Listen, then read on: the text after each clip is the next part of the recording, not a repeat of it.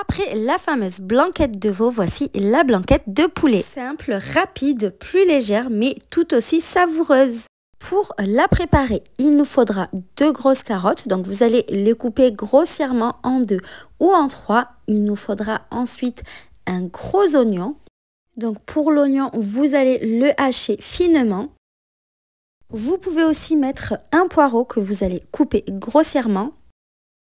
Dans une marmite ou un faitout, vous mettez de l'huile d'olive à chauffer et vous ajoutez vos oignons émincés. Une fois que l'huile est bien chaude, vous faites revenir les oignons pendant 2 à 3 minutes jusqu'à ce qu'ils soient translucides et vous ajoutez ensuite 3 gousses d'ail haché.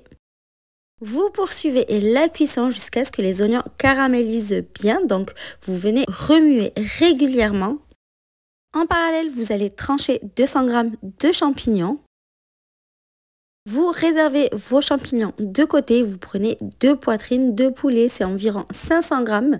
Vous les coupez grossièrement, donc en gros dés. Dans une poêle chauffée à feu vif avec de l'huile d'olive, vous allez saisir votre poulet. Donc il n'est pas question de le cuire, juste le faire dorer un petit peu et ensuite vous le retirez. Donc vous ajoutez le poulet directement sur les oignons caramélisés. Dans la marmite, la cuisson se fait à feu moyen. Vous allez ensuite ajouter vos carottes.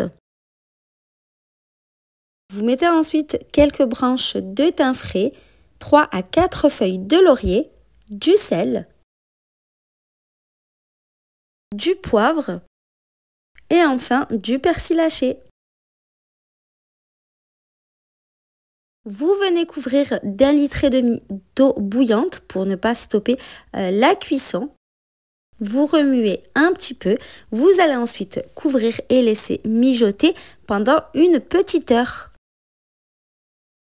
Un petit peu avant la fin de la cuisson, dans la même poêle qui a servi à cuire le poulet, on met un peu d'huile d'olive mélangée avec une grosse noix de beurre. Et on va faire revenir les champignons pendant 5 minutes. Une fois que vous obtenez des champignons bien caramélisés comme ceci, vous stoppez la cuisson et vous réservez de côté. Vous allez ensuite filtrer tout le contenant de votre marmite. Donc vous allez récupérer tout le bouillon. Vous allez en profiter pour couper vos carottes en petites rondelles. On va ensuite préparer le roux. Donc toujours dans la même marmite, vous ajoutez 40 g de beurre, vous le faites bien fondre. Vous ajoutez ensuite 30 g de farine et vous mélangez au fouet pendant 2 à 3 minutes. Vous prenez bien le temps de remuer et vous laissez le roux bien cuire pour éviter d'avoir un goût de farine désagréable en bouche. Et vous allez ensuite incorporer le bouillon petit à petit, toujours en remuant. Donc c'est le même principe qu'une béchamel, sauf qu'au lieu de mettre du lait, on ajoute du bouillon.